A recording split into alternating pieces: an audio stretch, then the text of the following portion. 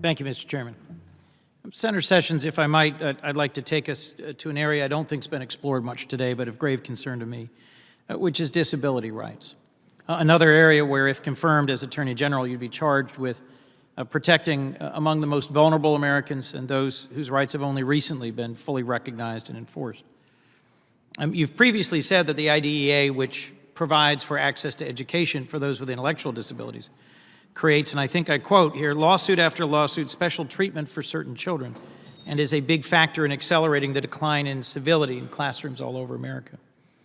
And in a different setting, you were critical of the Supreme Court's decision in Atkins versus Virginia in 2002, which held that executing individuals with intellectual disabilities violates the Eighth Amendment.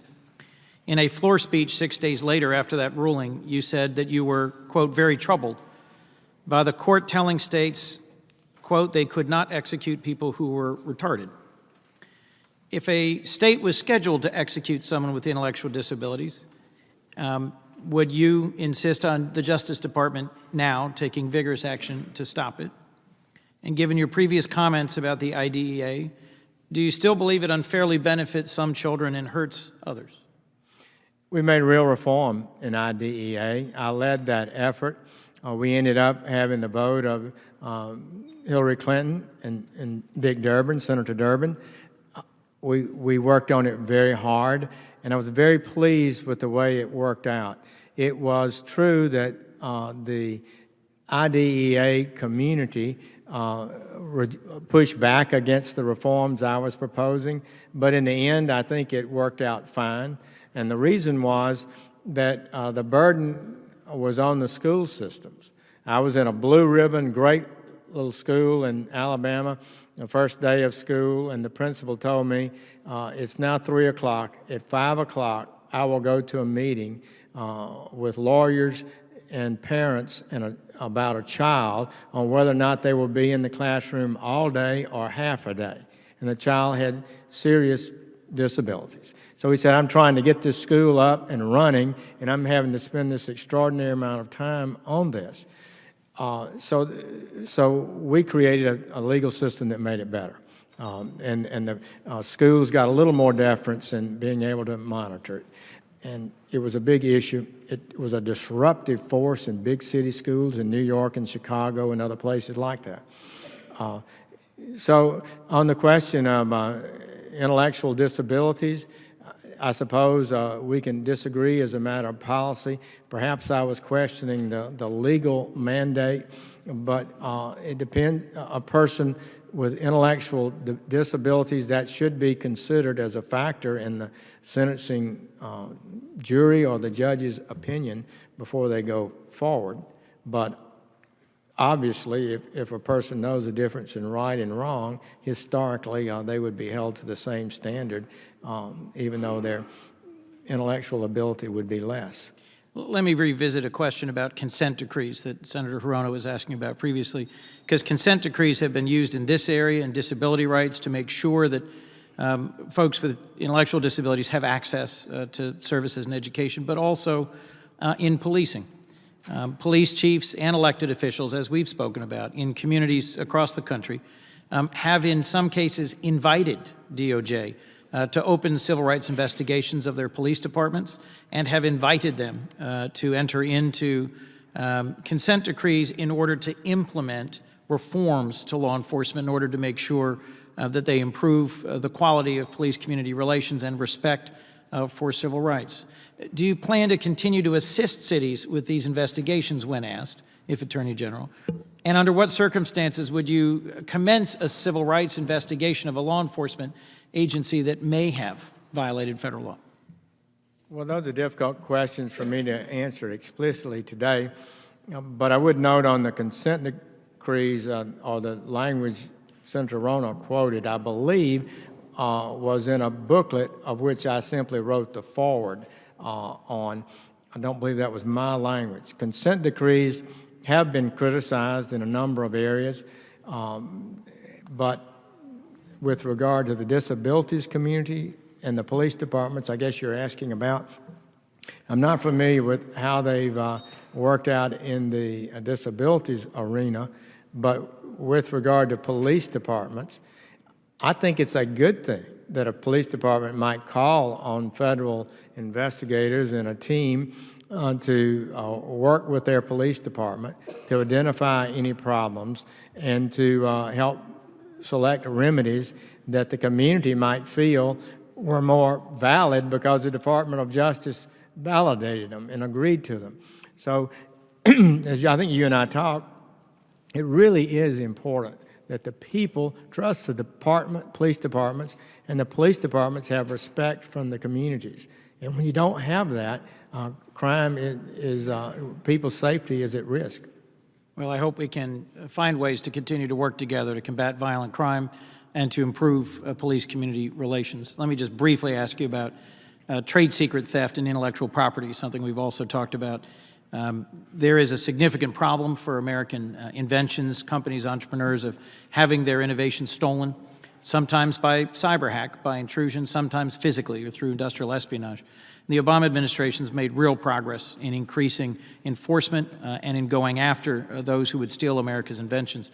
Is that something that you would intend to continue, vigorous enforcement to protect American inventions? I do. I think a lot of that may be through the U.S. Trade Representative. It could be done through Commerce Department and other departments, and the Department of Justice may have a role in criminal activities or civil enforcement. I would not, excuse me, say for certain what that role would be at this point. But my view, as you and I have talked, is that you're correct about this.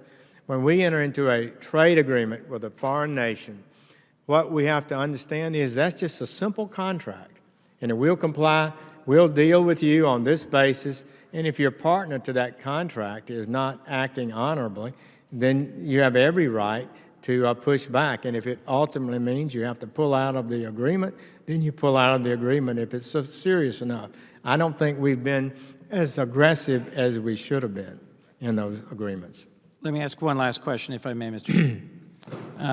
I just wanted to reflect on something you said in your opening and something we have talked about. You were born in Selma roughly 70 years ago. I've been to Selma several times with Congressman Lewis and a number of others. And last year, many of us joined Congressman Lewis for the 50th anniversary of that famous march across the Edmund Pettus Bridge when he faced violence, and the response, the conscience of the nation was stirred by this horrible event, and it spurred Congress to pass the Bipartisan Voting Rights Act. There's been a lot of questioning back and forth about your comments about whether the Voting Rights Act was intrusive and the Shelby County decision. And I just wanted to make sure I came back to an important point, which was that Senator Leahy and I and a number of others tried hard to find Republican partners to advance the Voting Rights Advancement Act, which would have replaced the now 50 years old, roughly, pre-clearance formula with a new one that would be national in scope, would not disadvantage any region, and would be simply based on enforcement actions. Previous questioning by, I think, Senator Franken and others focused on recent enforcement actions. The Fourth Circuit finding that North Carolina's post-Shelby voter ID law violated the law because it targeted African Americans.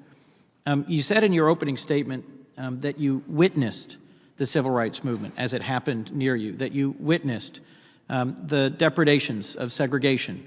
And in a ceremony last year during the presentation of the Congressional Gold Medal to the foot soldiers of the civil rights movement, you said, "I feel I should have stepped forward more." What more do you think you perhaps could have done or should have done in recent years as a senator to take more active action so that folks from around the country could have confidence in your commitment to continuing the journey of civil rights in this country? Well, I don't think we have to agree on everything. Just because you think this was a necessary thing, you may be right, and if I don't think so, I don't know that I'm wrong, not necessarily wrong. I would say that I did sponsor the Congressional Gold Medal Act that gave the gold medal to the Selma and Montgomery marches with Senator Cory Booker. Yes. We were the two lead sponsors on it. I was at that event and have a wonderful picture I cherish with John Lewis and other people on the bridge celebrating that event. It changed the whole South. Voting rights were discriminating, African Americans were being discriminated against systematically. They were being flat denied through all kinds of mechanisms, and only a very few, in many instances, were allowed to vote, if any. So this was an unacceptable thing. As I said at the hearing in 1986, I was asked about it being intrusive. Please, Senator Coons, do not suggest in any way that that word means that I was hostile to the act. And I said then, and I say now, it was necessary that the act be intrusive because it had to force change, and it wouldn't have happened without the power of the federal government. That is a plain fact. Senator, what I'm suggesting is an alternative path forward for the Voting Rights Act that would not have been singling out one region or one state or one history, but that would have allowed the Voting Rights Act to continue to be effective in the face of the recent record showing ongoing discrimination, ongoing denial of the right to vote in different states across the country, now no longer isolated to the South.